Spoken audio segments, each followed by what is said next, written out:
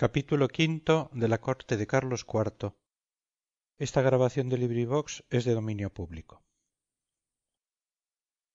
Las 10 serían cuando solemnemente entraron las dos damas de que antes hice mención.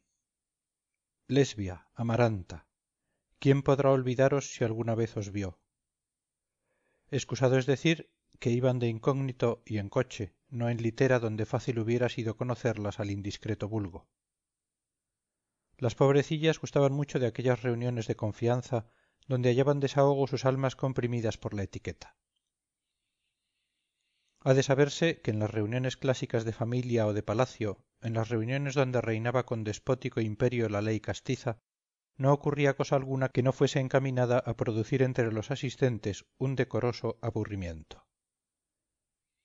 No se hablaba ni mucho menos se reía. Las damas ocupaban el estrado, los caballeros el resto de la sala, y las conversaciones eran tan sosas como los refrescos. Si alguien tocaba el clave o la guitarra, la tertulia se animaba un poco, pero pronto volvía a reinar el más soporífero decoro. Se bailaba un minueto, entonces los amantes podían saborear las platónicas e ideales delicias que resultaban de tocarse las yemas de los dedos, y después de muchas cortesías hechas con música, volvía a reinar el decoro, que era una deidad parecida al silencio. Nada tiene de particular que algunas damas de imaginación buscaran en reuniones menos austeras pasatiempos más acordes con su naturaleza. Y aquí traigo a la memoria el sí de las niñas, que censurando la hipocresía en la educación, es una general censura de la hipocresía en todas las fases de nuestras antiguas costumbres.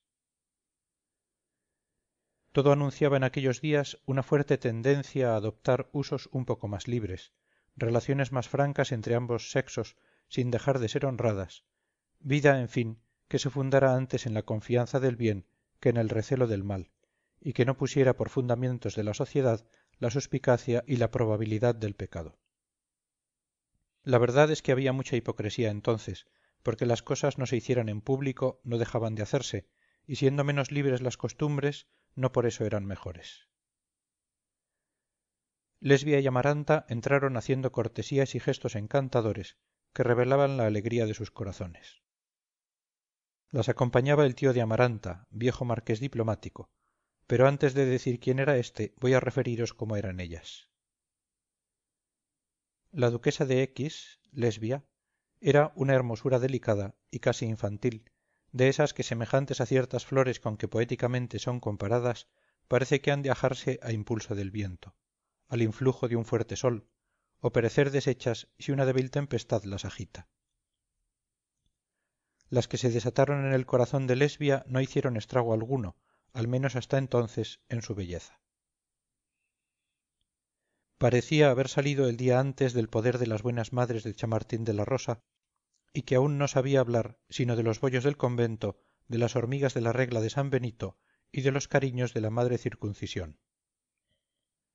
Pero cómo desmentía esta creencia en cuanto comenzaba a hablar la muy picarona. En su lenguaje tomaba mucha parte Larisa, con tanta franqueza y tan discreta desenvoltura que nadie estaba triste en su presencia. Era rubia y no muy alta, aunque sí esbelta y ligera como un pajarito. Todo en ella respiraba felicidad y satisfacción de sí misma. Era una naturaleza tan voluntariosa como alegre, a quien ningún extraño albedrío podía sujetar. Los que tal intentaron principiarían por enojarla, y enojarla era echarla a perder, destruyendo la mitad de sus encantos. Entre las cualidades que hacían agradable el trato de Lesbia descollaba su habilidad en el arte de la declamación. Era una cómica consumada, y según conocí entonces, su talento sin igual para la escena no se reducía a los estrechos lienzos pintados en los teatros caseros, sino que tomaba más ancho vuelo, desplegándose en todos los actos de la vida. Siempre que se daba alguna función extraordinaria en cualquiera de las principales casas de la corte, ella hacía la mejor parte, y a la sazón Máiquez le enseñaba el papel de Edelmira en la tragedia Otelo, que debía ponerse en escena en el teatro doméstico de cierta marquesa. Isidoro y mi ama estaban también designados para cooperar en aquella representación, anunciada como muy espléndida. Lesbia era casada. 3 años antes, y cuando apenas tenía 19, contrajo matrimonio con un señor duque que se pasaba el tiempo cazando como un nemrod en sus vastas dehesas.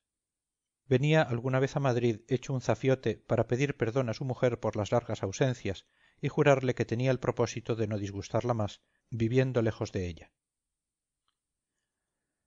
Sin que nadie me lo diga, afirmo que Lesbia se quejaría con su dulce vocecita, pero cuidando de no esforzar su queja en términos que pudieran decidir al duque a cambiar de vida.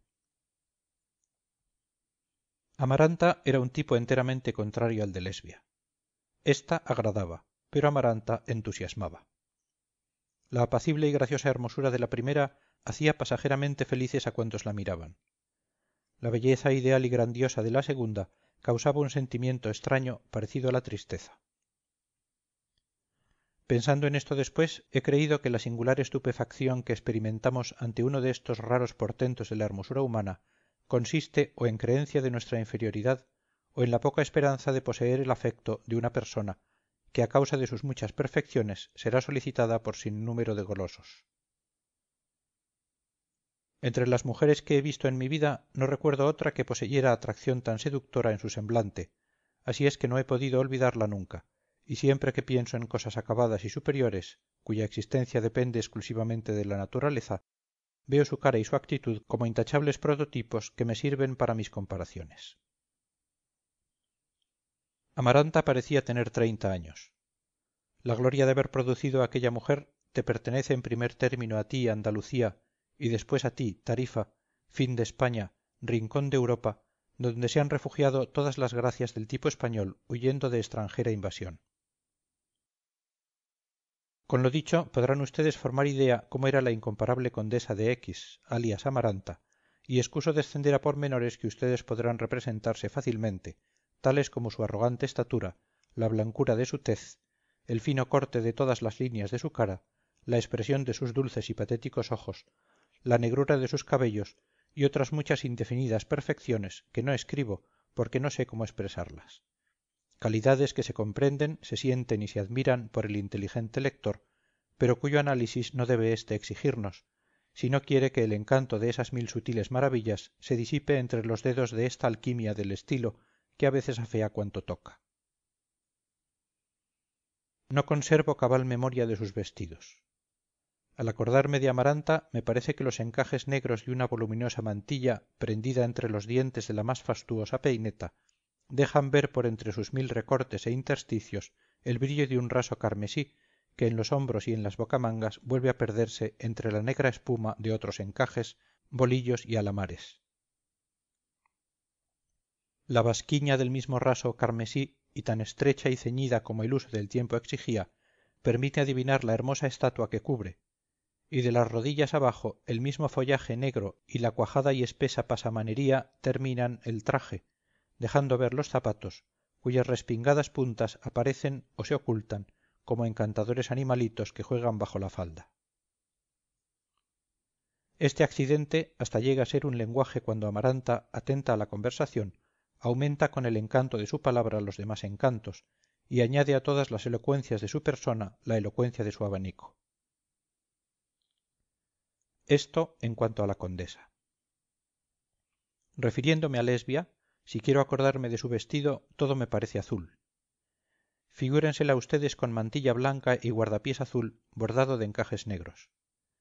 Y si no es cierto que estuviera así, tampoco es inverosímil que pudiera estarlo. Antes de la noche a que me refiero, había visto hasta 3 veces a las dos lindas mujeres en casa de mi ama.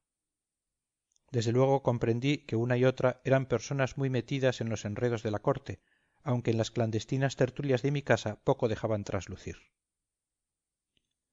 Algunas veces, sin embargo, disputaban las dos en tales términos y con tan mal disimulado ensañamiento, que me pareció no existía entre ellas la menor armonía.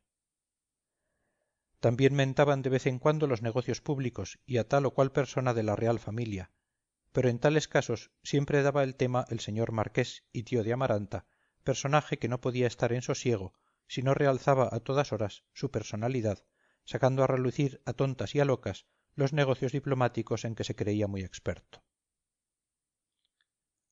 La noche a que corresponde mi narración había asistido también el celebérrimo tío, de quien ante todo diré que parecía cosido a las faldas de su sobrina, pues la acompañaba a todas partes sirviéndole